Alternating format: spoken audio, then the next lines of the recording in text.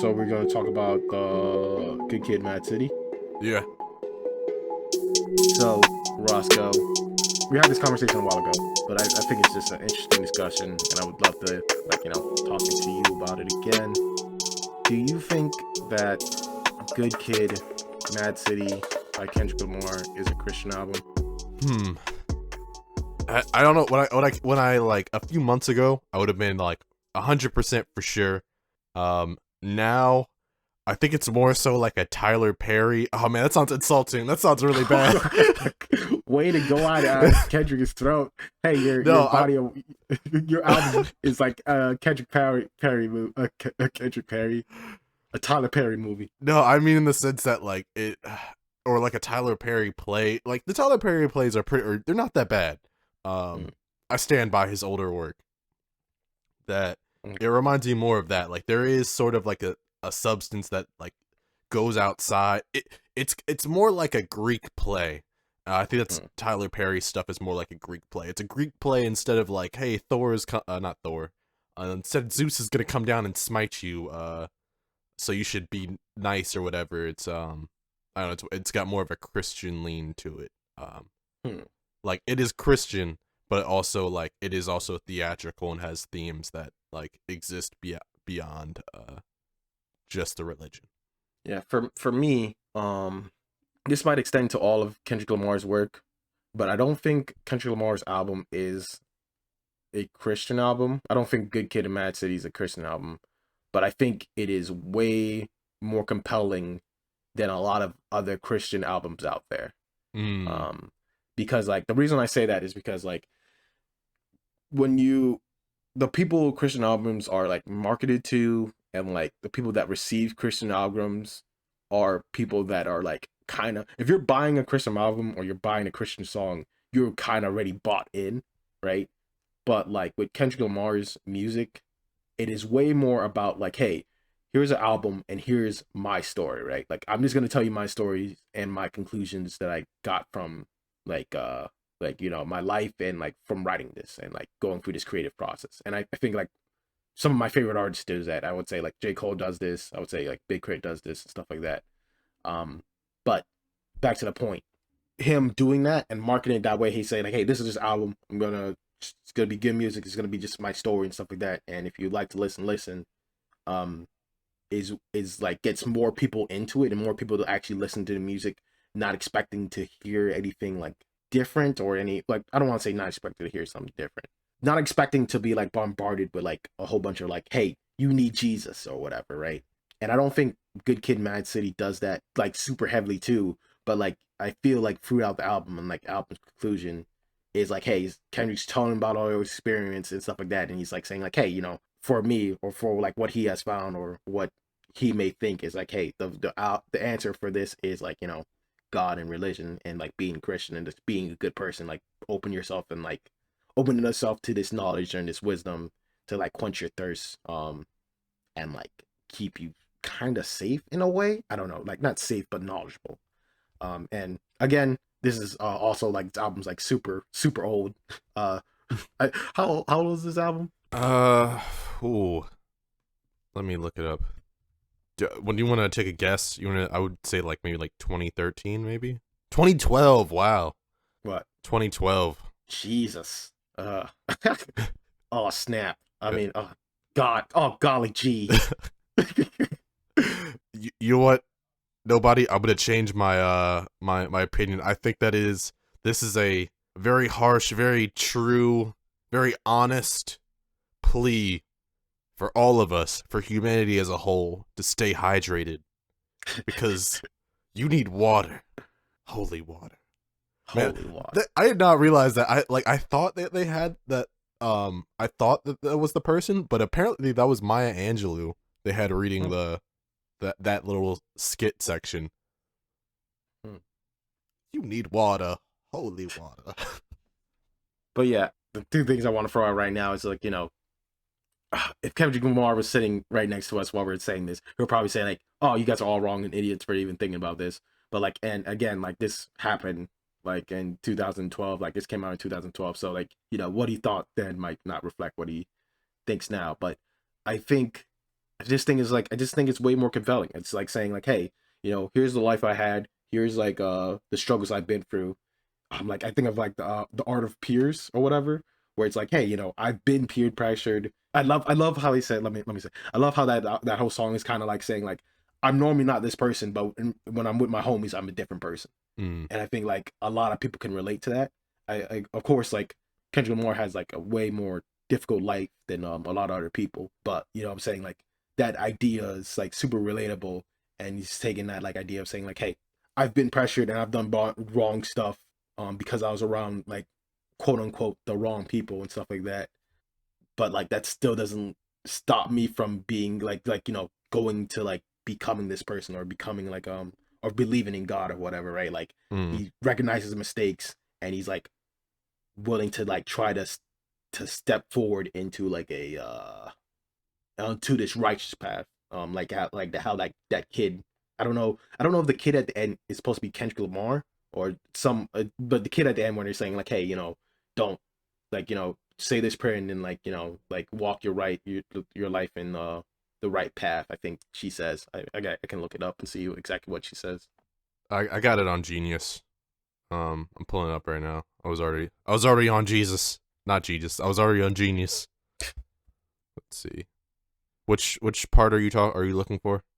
I was just saying like the very end part where like she's saying like, hey, they said the prayer, and then they're like, she says like, hey, now live your life, in like this righteous. I got exactly what she says. I'm trying to look it up. All right Right now, now, remember this day, the start of a new life, your real life, and then it transitions into the song "Real."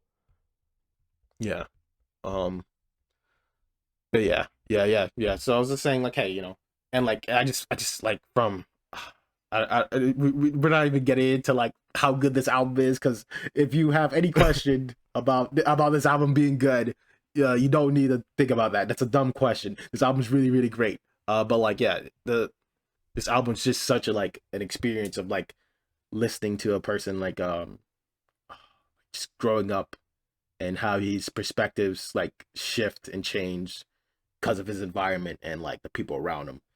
Like even like from the first song, right? It's just kind of like, hey, like I was just a young dude trying to get some of that good, and I got fucked over, right? Like I got really really messed up, like really really messed up for like trying to do this one thing, and then that leads into like more other like consequences. It's not consequences, but like, well, yeah, consequences, not just for like him doing something like in retaliation, but like just like his family, right? Like his mom can't go to the where she needs to go to get like her food stamps and stuff like that. And his dad can't get Domino's. Can't get his Domino's, man. That's all he wants. But yeah, I'm pretty sure like a lot of people have like brought this up, but like yeah, I just see like a lot of, maybe this is like a slightly more thing bigger thing to say, but like I just think that like I can form these words. I think some of the most inspiring stuff that would actually make someone like consider like getting into Christianity or whatever are from artists that are just telling their story, right? And saying like, hey, this is what I saw, this is how I feel, and this is my conclusion. Instead of like, what many Christian albums, at least from my perspective, are very like, hey, Jesus is cool, right? You love Jesus already, and like people don't know or care. You know what I'm saying? Yeah. And I just think it's just a way better like way. I think if you were trying to get someone to become a Christian, I would definitely not give them a Christian album from my humble opinion. Hmm. Yeah. I probably. Yeah. Yeah. Maybe. I'd like maybe like. I don't know. I'm pretty. I think Lecrae's pretty cool. I'm not mm, gonna say he's like the best rapper of all time. And I am like I don't know, just as a what is the word in full? What's it called when you say like full disclosure? Yeah, full disclosure. I'm neither religious nor spiritual. But I really do enjoy like a lot of Lecrae's albums, mm. and I would recommend some. I don't think they're gonna change your opinion. I think they're maybe gonna give you some stuff to think about. I do have a lot of respect for him, especially like I don't know, some of his albums later on are political, which is a really, that is like a good thing in its stance in itself. Like he had to make a lot of albums to appeal to white America, and then eventually he's like, hey, I made enough of y'all are fans, so you're gonna listen to me regardless. Now I'm gonna finally make a political album where I say something political. So there's like, I don't know, I think there's a whole thing of like censorship and like that environment, in my opinion, from my experience. Mm. And I think you don't get that in a regular rap album. Mm. Do you think it's just like I guess like or I know we're probably rounding the bend on this, but like do you think like one of the most amazing things about like this album that even got me like in back in the day when I first listened to it or whatever was like, you know, I always say this, like it's funny how Spoonfuls was a song about like, hey, you know, it's probably not a good idea to drink yourself to oblivion.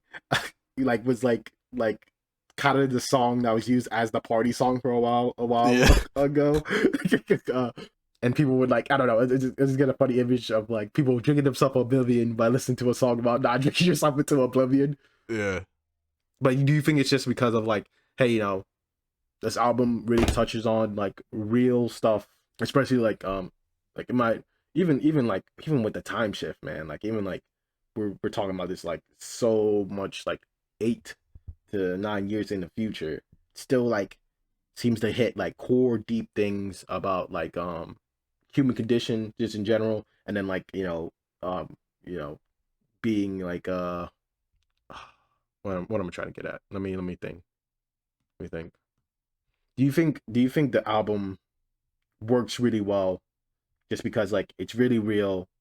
Um, a lot of the songs are just stating like events, if that makes sense, Mm.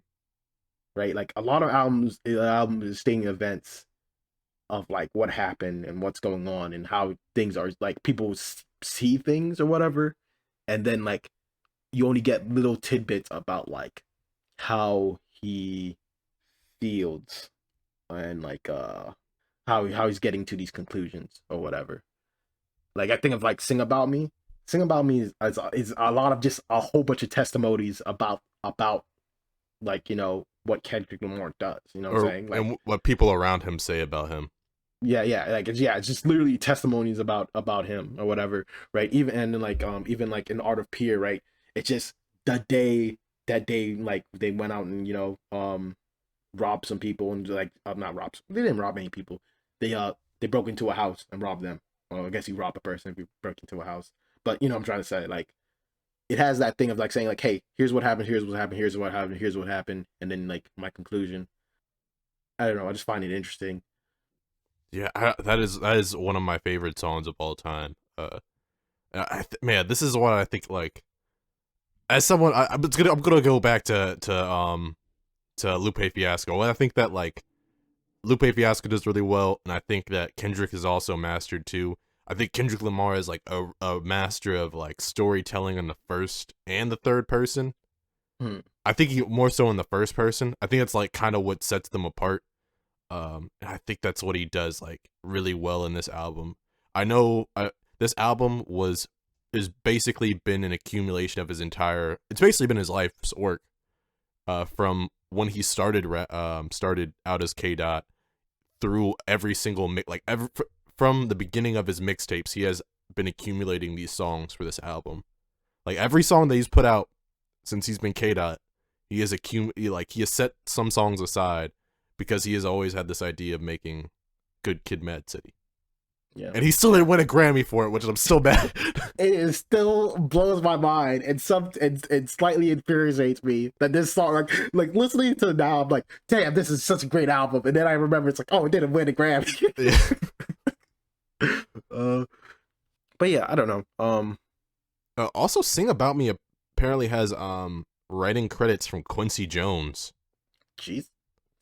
Yeah, maybe that might just be because that might just maybe he has a sample. Maybe might just be because of the sample. Maybe Maybe the samples, but only maybe K Dot tomorrow knows. by the samples. Maybe tomorrow by Grant Green. Nice. I always love like listening to like, you know, where the music comes from. It's always pretty interesting. Yeah. So I guess like yeah, I just wanted to get your quick opinion on this. And maybe we talk about some other albums or other artists because like I know we talk about artists a lot, and I'm a fan of a couple artists. I don't know. It's a interesting question. Great album. Uh, I'm glad we're talking about it 9 years too late. But yeah, do you have anything else you want to say about Good City, Mad City, like in that lens of like, yeah, is it a Christian album or why does it work so well? I think we should probably list a little bit more evidence just in case, or kind of our reasoning, because we've had a conversation about it and we've kind of stated a little bit of our reasoning. I think we've already done a little bit of that work, like in this conversation, but just to like kind of set a more of a framework. I think some of the evidence I think that seems really, or I really pull from when I like think of this in that lens, is other than like we could talk about the story concept. Like it is sort of this redemption story. A lot of especially like chick tracks I remember Mm, back in the day had this arc where it's like, hey, this there's this character who's like for the most part a good person, but like they are stuck in this sort of cycle, or they've done a lot of things that they don't that they might weigh heavily on their soul, and they get to this turning point where they are offered salvation and they take it, and um, it like ends up on a high note. Um, that's one of the angles I would go with. We see that from like from track one, Shireen, aka Master Splinter's daughter, up to Sing About Me. That's kind of the turning point. Um, and then it kind of takes like this sort of gospel twist where um I mean, past real, I would say like it takes like this gospel twist towards the end where it ends up to Compton, which is like this really big celebratory song about like Compton, not just Compton, but also like Kendrick overcoming like maybe the negative parts of the city they came from, and trying to celebrate yeah. and teach people about the positive aspects. Maybe I don't know, man. I wish I would like to take some more time and like really dissect this album Yeah. more than Well, I've done. we just like if you just ask a question kind of off the rip. It's hard with these things because Kendrick Lamar, if Kendrick Lamar was here or whatever next to us or on this podcast, he'd be like, "You guys are all dumb. Go take your stupid asses somewhere else or whatever." I remember you was Because like conflicted, and you are yeah. conflicted now.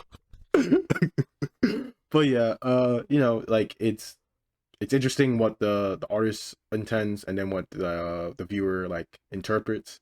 This is just stuff we're interpreting. We're just giving our opinions. It's just our opinions. And I think you're right. I think that is like pretty good evidence. For my evidence, I have no evidence. This is all feeling based because I feel this way.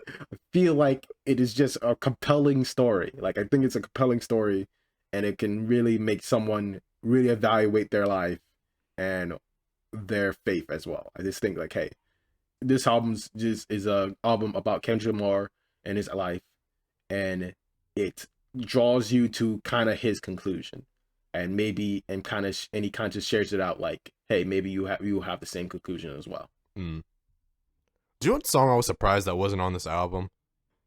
Well, what song? I thought ADHD was on this album, but apparently it's not.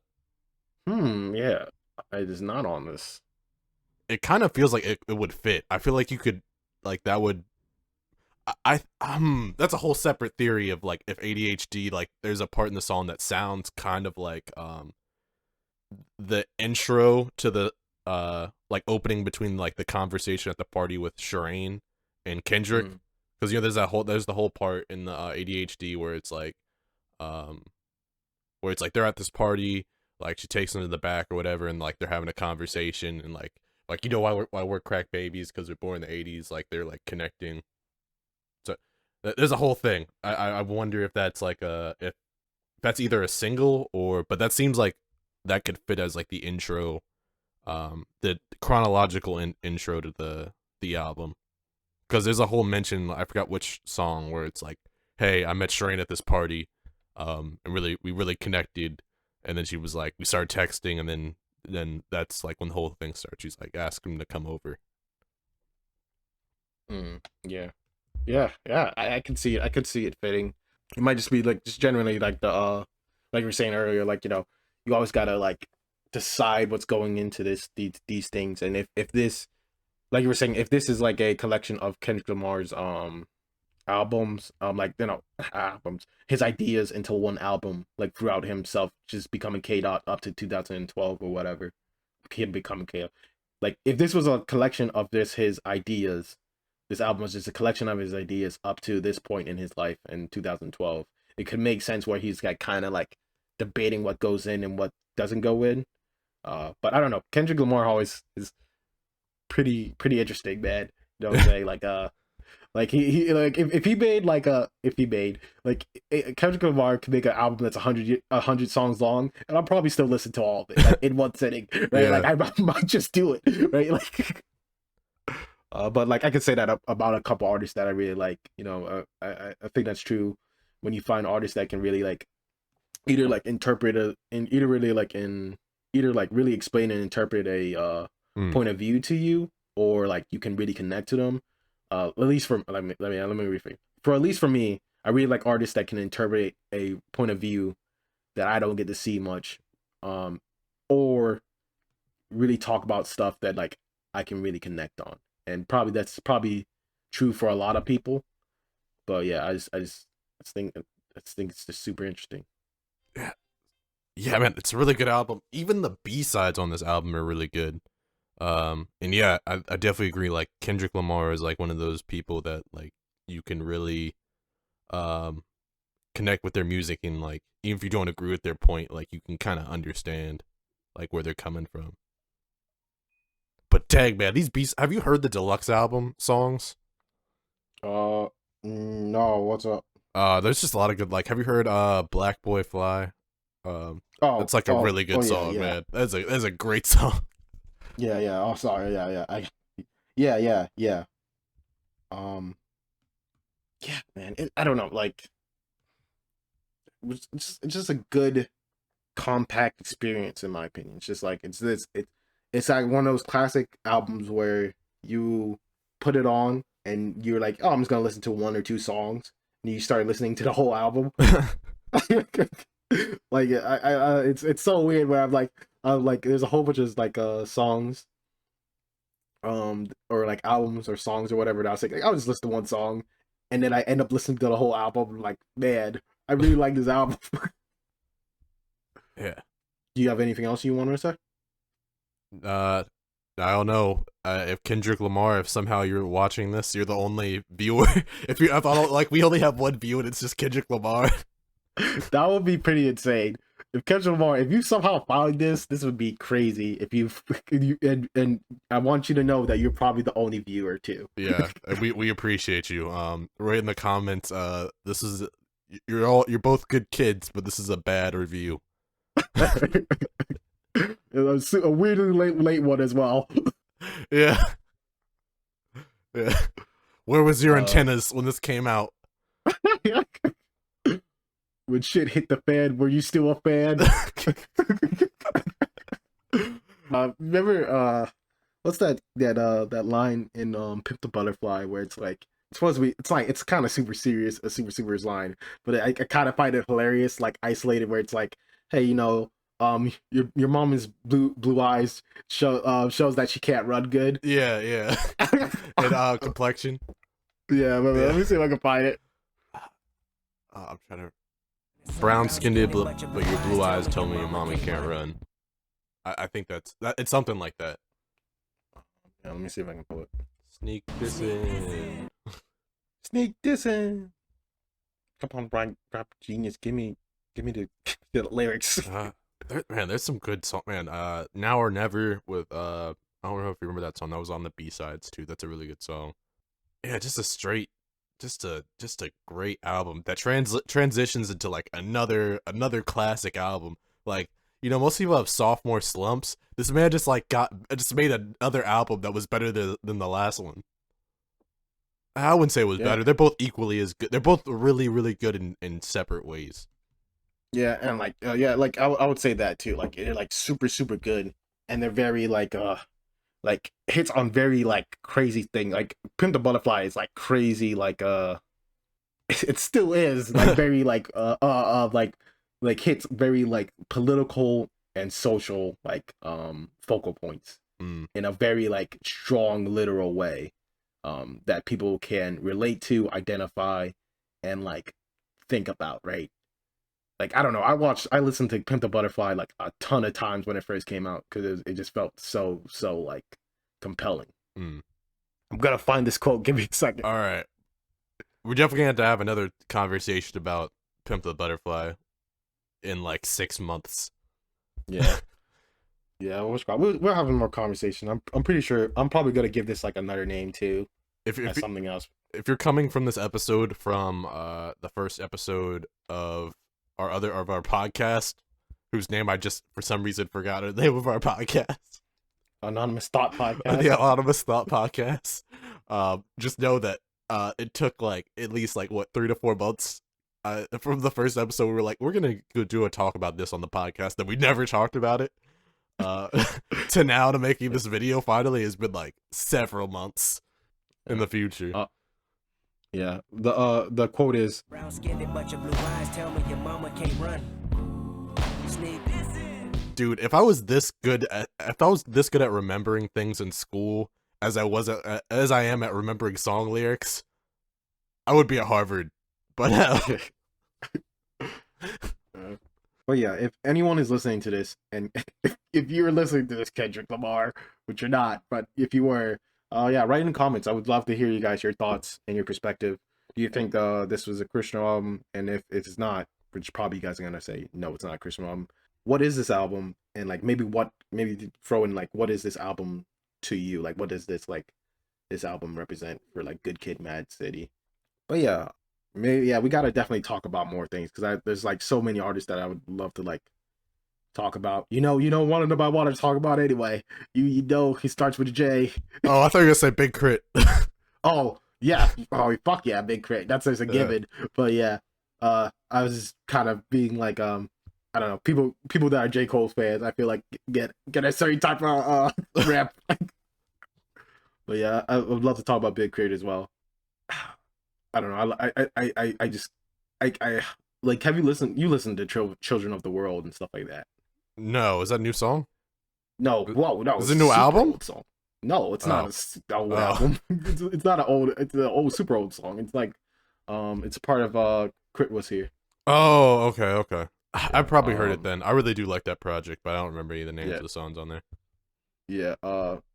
Children of the World. Is Package Store on Crit Was Here? I don't know. I honestly don't remember. I need to re-listen to like. I like Big Crit's albums, but for some reason they're like not all of them like the songs stick with me. I remember very strongly Rich Dad Poor Dad. I remember Rich Dad Poor Dad. Yeah. I don't know. Like I think like Children of the World, They Got Us, and like Exhibit K are just like such good songs, and like that whole album is really good. But that's another day. We'll talk about Big Crit, and I'll get to rant and rave about him and say like, why does everyone hate him? Because he has a southern accent. He's super good. Well, not everyone hates him, but like I remember early on, I would bring up like Big Crit, and I was like, yeah, he's a southern rapper, and people were like, saying, yeah, that's a just leave it at that. Yeah, thanks. Good enough is oh yeah. Good enough is a good one too. Oh, sorry, go ahead. Oh, I was gonna say thanks for watching. Yeah, comment below, do all the things. I you know what? I may have been what is the word? I may have been irresponsible. And I'll apologize for telling the viewership to, you know, lick certain things, lick the thumb like button. But I have a new catchphrase this time, and I want you to headbutt the thumb button. Yeah, boy, headbutt it. Put your head right through the laptop. Like, I don't know if I should condone this one, but this one seems like it's so much like better than the one you previously suggested. I'm just like, yeah, this seems good enough. No, don't do it. Nobody. You have to tell me. You have to be the light to my. You have to be the organization to my chaos. You have to tell the people, don't do it.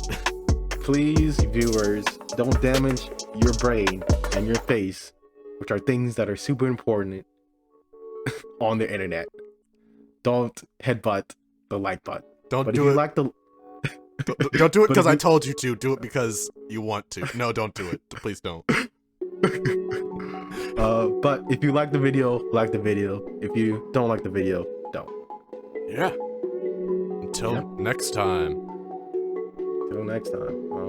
You guys take it easy. Take it easy.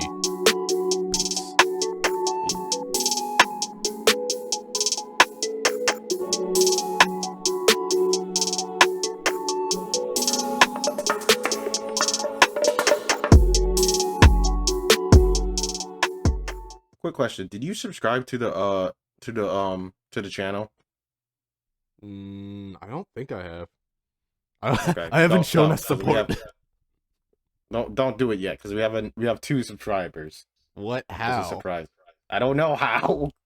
You know what? We mentioned the government was watching, or you mentioned the government was watching, and now they are.